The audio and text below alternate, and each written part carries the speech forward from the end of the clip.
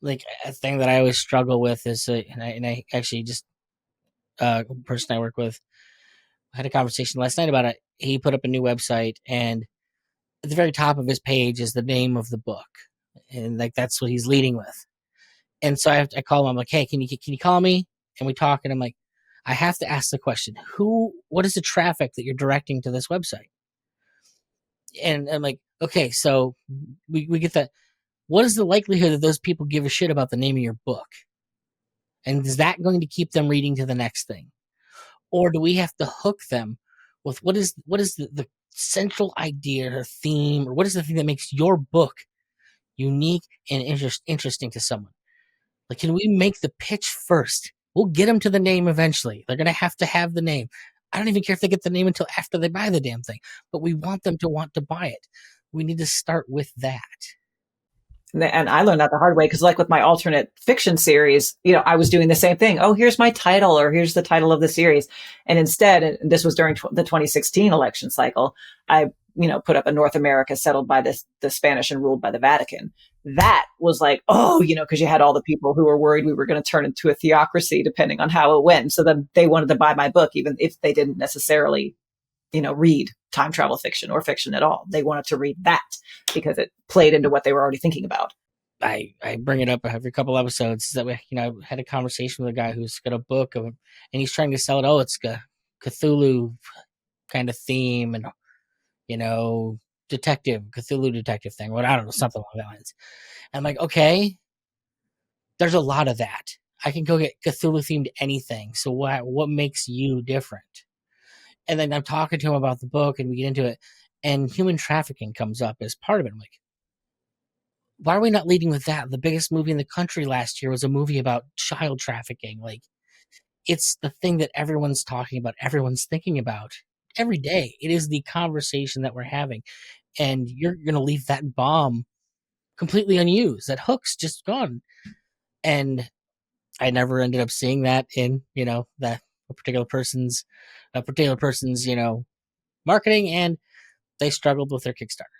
Well, yeah, and that's silly, especially when you think about, I think it was 2 years ago that the huge book that lit up Book Talk was, Haunting Adeline. It's filthy, smutty book, not for everybody, but part of the whole thing that the male main character was doing is he was hunting human traffickers, and it was kind of like a QAnon-esque organization. And so that's probably what pushed her from being just another smutty, alpha daddy book into, hey, I'm getting picked up by a traditional publisher, and it's getting, it's lighting up Book Talk. So just having that something here and now in an otherwise fictional story, that's your hook. That's something that, makes people interested. It's like, even if they wouldn't normally be interested in your book.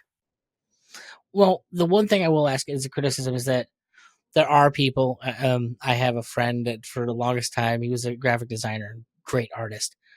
But because graphic design was his business, it eventually became like I couldn't get him to do anything for me because anything I'd want him to do, it felt like work. I'm like, come on, bro, like we got this great idea. Let's like back in the old days in college. And it's like, no, I don't want to work right now.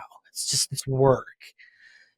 Now, do you feel like there's a danger for like creative persons out there that this is going to turn the thing that they love and are maybe passionate about into work, into like a job that they ruins it outside of that? Absolutely. Yes. And that's something to be very careful about. So last year I was burning out hardcore. I couldn't write my stuff. I was struggling to finish my client stuff. I was like, I don't even want to read. I don't care. So I actually had to step away for about a month. And when I came back, luckily being in business for this long, I know a lot of really good writers, and I put out a call. I was like, look, I can't keep up with this. I'm a victim of my success. I have too much. I can't quit.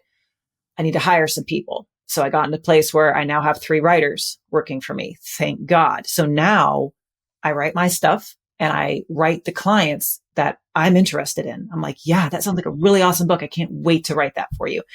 And then the other ones, lucky them, I give it to my other 3 writers. It's like, hey, I've got, this nonfiction, or I've got this fiction. Which one do you want? And they'll be like, all right, I want that one. And so we're all working a little more within our wheelhouse. It's more spread out. And no one is like, if I have to write another memoir, I'm going to fling myself into the sea.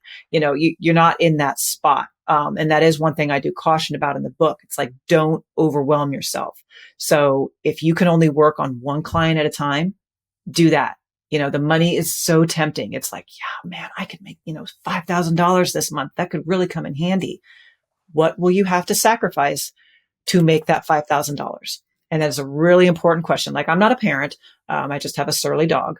But still, I'm not a high energy person. So am I going to work a 12-hour day? I can do one.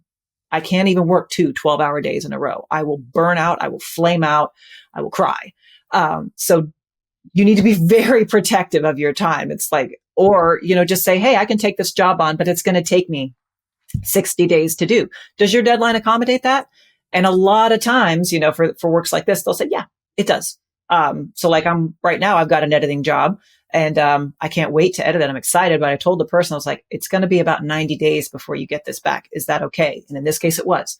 And if not, I totally understand, somebody would be better for you, but that you really need to be protective because burnout is a thing. Yes.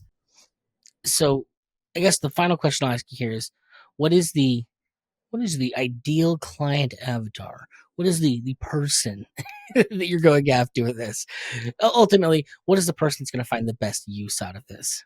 To not sound slimy. The person that's going to find the best use out of this is, I'm going to say, either a beginner or an intermediate, person who enjoys or is interested in copywriting. Because I do let you know how to get started. And even if it's just your resume from your day job, that counts.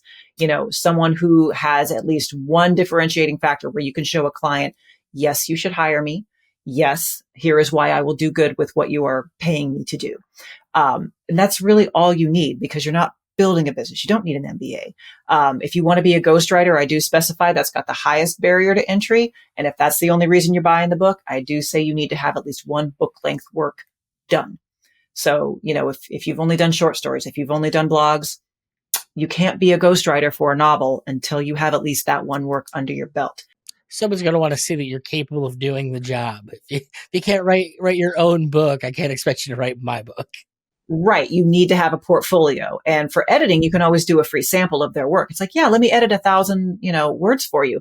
That's easy peasy. So even if you have never edited anyone's work before, ever, you can still do that free sample and you can show them what you're worth. But ghostwriting is a different thing. That's a much higher, barrier to entry. And that's why I did all 3 of them. So you can start from 0 if you're a copywriter. You can start from 0 if you're an editor. You can't start from 0 with a ghostwriter. But if you want to work your way up, and I didn't start off ghostwriting. I started off editing based on the skills I learned in my day job. And then I slowly but surely worked up. And I think that everybody should do that if you want to. I do it full time now, but not everybody wants to do that. So if you just want to offer services, and especially in the indie community, for me, I am big about the indie community. I don't really work with trad pub people a whole lot, not because I disdain them, but because they have a different mindset. And what they want is very different. So, I do like to work with indies and know who you want to work with. If you're a person who used to work in Big 5 and you're like, oh, I hate that. Fine, fair enough. But you still have that Big 5 skill set. And that in some cases means you can charge more. So if you're editing for someone who wants to submit to the agent you used to work for, get that money, and I put that in the book. It's like, here are certain angles that you can find. Here's how I price myself. Here's how maybe you want to price yourself depending on what you have. And one thing I will say is that when it comes to price, there, whatever magic there is to that, you're gonna learn on your own, because there is no set standard. Value doesn't get created that way. And for me, I said, I think the editor, the independent editor, whatever they said 3 cents a word for a developmental edit.